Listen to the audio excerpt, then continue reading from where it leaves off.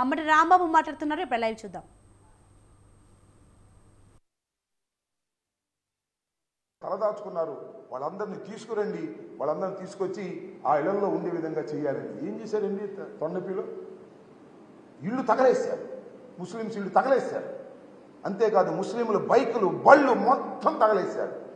దారుణంగా ప్లాన్గా చేసి పోలింగ్ అయిపోయిన రోజు సాయంత్రం చాలా దారుణంగా వ్యవహరించారు. అలాగే మాదల్లో కూడా జరిగింది.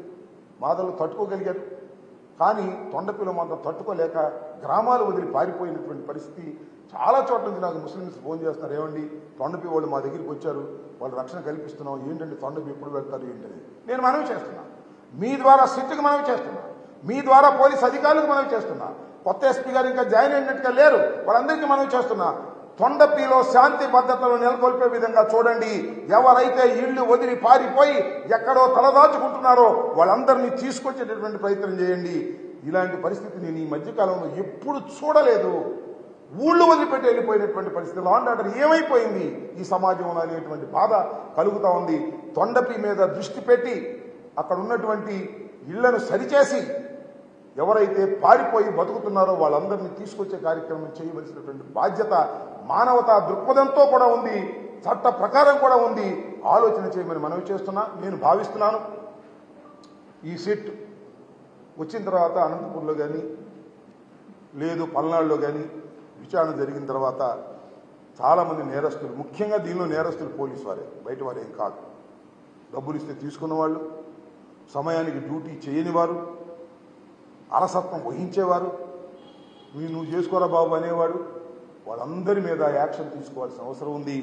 నేను సిట్ వారికి కూడా చెప్పాను, ఎవరైతే క్యాండిడేట్స్ దగ్గర డబ్బులు తీసుకున్నారో, మెతగ్గా ఉండాలని ప్రవర్తించారో వారందరి మీద యాక్షన్ తీసుకోవాల్సినటువంటి అవసరం ఉన్నది. అదేవిధంగా సత్తెనపల్లిలో ఉన్నటువంటి రాంబాబు అనే సిఐ మీద కూడా నేను ఎన్నికల కమిషనర్కి రిటర్న్గా ఇచ్చాను, ఎస్పీకి రిటర్న్గా ఇచ్చాను, ఐజీకి రిటర్న్గా ఇచ్చాను, సిట్ వారికి కూడా రిటర్న్గా ఇచ్చాను. దాని మీద కూడా విచారణ జరిపి యాక్షన్ తీసుకోవాలి. కొంతమంది పోలీస్ అధికారుల మీద నేను మనవి చేస్తున్నాను. ఇంత అరాచకం జరిగిన తర్వాత, ఇంత law and order problem create అయిన తర్వాత, ఇంత దౌర్జన్యాలు జరిగిన తర్వాత, ఇంత వైఫల్యం జరిగిన తర్వాత పోలీసు వారి మీద యాక్షన్ తీసుకోకపోతే ఖచ్చితంగా ఇంక సమాజం ఉండదని కూడా మనం చేస్తున్నాం. ఒక తప్పు చేసిన వారి మీద శిక్ష జరగాలి. జరిగినప్పుడు సమాజం బాగుపడుతుంది.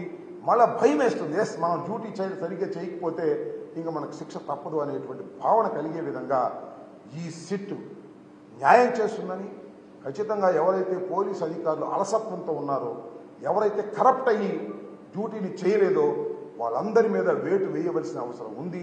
ఇప్పటికే కొంతమంది సస్పెండ్ చేశారు, అవసరమైతే రిమూవ్ చేయాల్సినటువంటి అవసరం కూడా ఉంటుంది. ఎన్నికల సమయంలో పోలీసు వ్యవస్థ ఫెయిల్యూర్ అయితే ఎంత దారుణాలు జరుగుతాయి, ఫలితాలు తారుమారవుతాయి, ప్రజల యొక్క అభిప్రాయాన్ని వ్యక్తం చేయలేని పరిస్థితి వస్తుంది. కాబట్టి పోలీసు అధికారులు దీని మీద యాక్షన్ తీసుకుంటారని, రాజ్యాంగం వారికి కల్పించినటువంటి హక్కును సద్వినియోగం చేసుకుంటారనేటువంటి విశ్వాసంతో నేను ఉన్నాను. అదే విషయాన్ని వారికి కూడా చెప్పడం జరిగిందని కూడా ఈ సందర్భంగానే మనం ఎవరైనా అటువారైనా ఇటువారైనా, మా వాళ్ళు కూడా కొన్ని చోట్ల అగ్రెసివ్గా ఉంటే ఉండవచ్చు, నేను కాదు నాను. That is also failure of the police. ఒక చోట బ్రేక్ చేసినట్టయితే ఆటోమేటిక్గా వాళ్ళు కూడా బ్రేక్ అయిపోతారు. అలసత్వంగా వ్యవహరించినటువంటి వారి మీద తప్పనిసరిగా యాక్షన్ తీసుకోవాలని మీ ద్వారా అధికారులను కోరుతున్నాను. చట్టం కూడా తన పని తాను చేసుకుంటుందని భావిస్తున్నాను.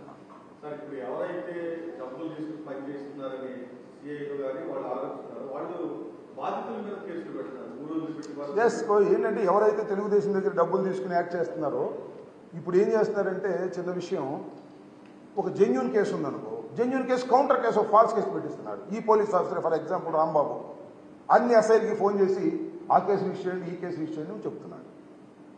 ఇప్పుడు నేను అడుగుతా ఉన్నా, ఎలక్షన్ రోజు జరిగినటువంటి ఒక దౌర్జన్యం మీద ఫర్ ఎగ్జాంపుల్ నేను ఒక కంప్లైంట్ ఇచ్చాను, అది రిజిస్టర్ చేశాను, నన్ను ఇబ్బంది పెట్టాలని ఇవాళ కంప్లైంట్ తీసుకొస్తున్నారు.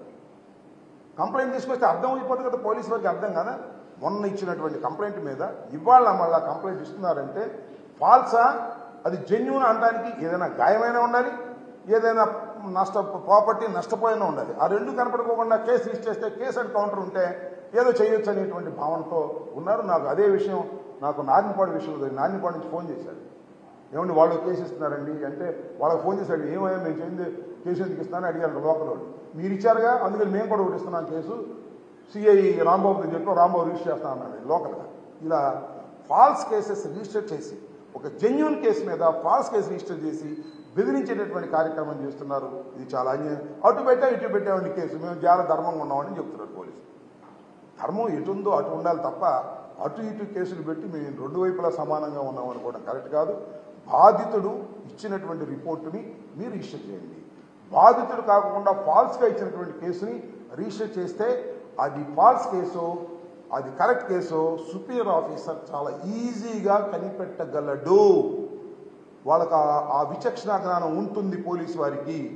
ఎస్పీ న్యూగా వచ్చేటువంటి ఎస్పీ గారు వాటిని పరిశీలించాలని, వాటిని రివ్యూ చేయాలని, సిట్టును కూడా వాటిని రివ్యూ చేయాలని, which is the false case, which is the correct case తెలుసుకోవాలని, ఫాల్స్ కేసు రిజిస్టర్ చేసినటువంటి స్టేషన్ హౌస్ ఆఫీసర్ మీద యాక్షన్ కూడా తీసుకోవాలని నేను ఈ సందర్భంగా కోరుతున్నాను.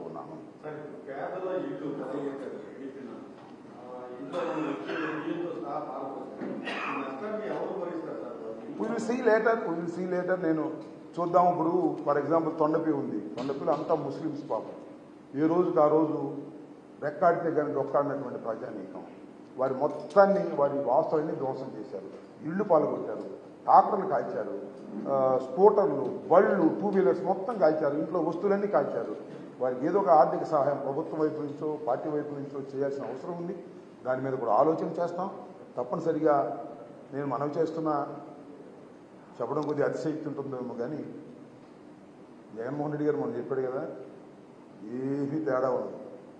4వ తారీఖు పోలింగ్ అయిన తర్వాత 9వ తారీఖు జగన్మోహన్ రెడ్డి గారు విశాఖపట్నంలో ముఖ్యమంత్రిగా ప్రమాణ స్వీకారం చేయబోతున్నాడు.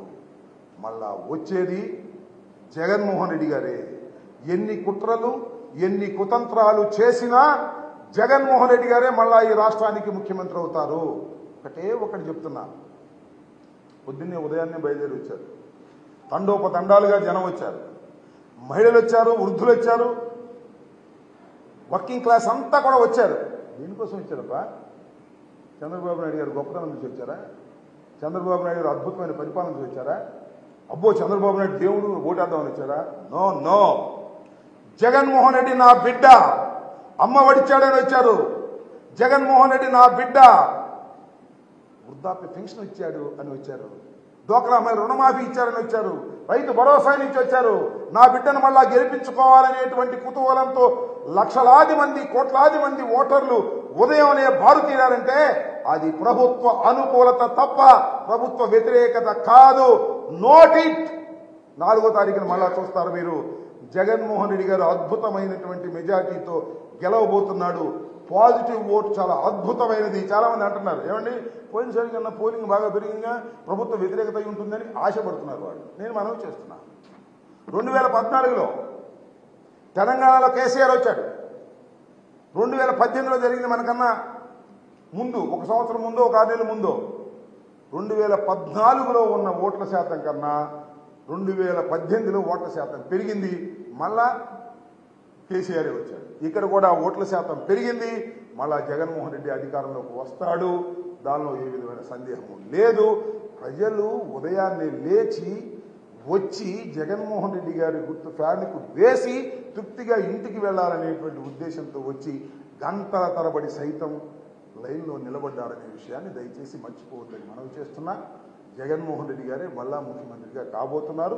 9వ తారీఖున ఇంతకుముందు బొత్స సత్యనారాయణ గారు ప్రకటించినట్టుగానే విశాఖపట్నంలో ప్రమాణ స్వీకారం చేయబోతున్నారు. సార్, ఇక్కడ జరిగిన గొడవల వల్ల కానీ పోలీసులు వైఫల్యం చెందని ఆరోపిస్తున్నారు కాబట్టి మీ విద్యావకాశాల మీద ఉన్న ప్రభావం ఏ విధమైన ప్రభావం ఉండదు.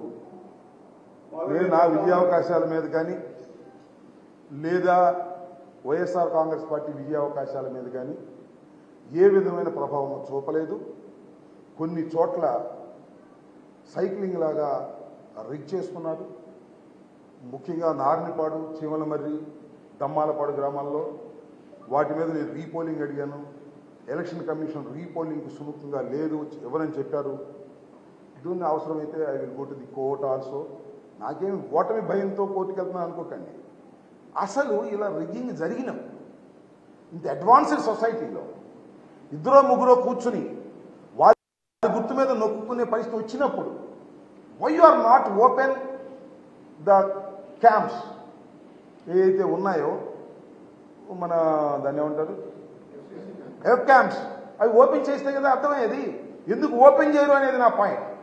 ఒకసారి ఓపెన్ చేసి ఎవరైతే దొంగ ఓట్లు వేసుకున్నారో వాళ్ళని రీపోల్ చేసి మనం శిక్షించామనుకోండి ఇలాంటి వాటికి పరిసమాప్తం అవుతుంది. దానికోసం నేను I'm trying to approach the court. వస్తున్నారా that is a different matter. చాలా మంది అనుకోవచ్చు అవన్నీ రీపోల్ జరగకపోతే అమ్మడం ఓడిపోతాడనే భయంతో అని. No, never. అత్యధికమైన మెజార్టీతో నేను మళ్ళా చెప్తున్నా, పోయినసారి కన్నా ఒక్క ఓటైనా ఎక్కువ వస్తేనే అది నా నైతిక విజయం, లేకపోతే నా నైతికంగా విజయం కానట్టు లెక్క అని కూడా మరొకసారి ఐఎమ్ రీటరేటింగ్. మీరు అనుకుంటున్నారు ప్రజలు ఎంత అద్భుతంగా ఉన్నారో. నా మనసుకు తెలుసు, నా కళ్ళకు తెలుసు. ప్రతి ఊరు తిరిగాను, ప్రతి చోటకి వెళ్ళాను. ప్రజలు అద్భుతంగా జగన్మోహన్ రెడ్డి గారికి ఓటు వేయాలని అనుకుంటున్నారు. అందువల్ల నాకు ఓటు వేశారు. నేను అద్భుతమైన మెజార్టీతో గెలుపొందుతాయని కూడా మనవి చేస్తున్నాను. సార్, ఈ మధ్య ప్రచారం జరుగుతుంది, రెడ్డి సామాజిక వర్గం మీకు సపోర్ట్ చేయలేదన్న. ఇవన్నీ ఆ సామాజిక వర్గం ఈ సామాజిక వర్గం I don't comment all these things. అన్ని సామాజిక వర్గాలు జగన్మోహన్ రెడ్డి గారి వైపే ఉన్నాయి. ఒకటి సామాజిక వర్గాలు కొద్దిగా తక్కువగా ఉన్నాయి, అంతే తేడా.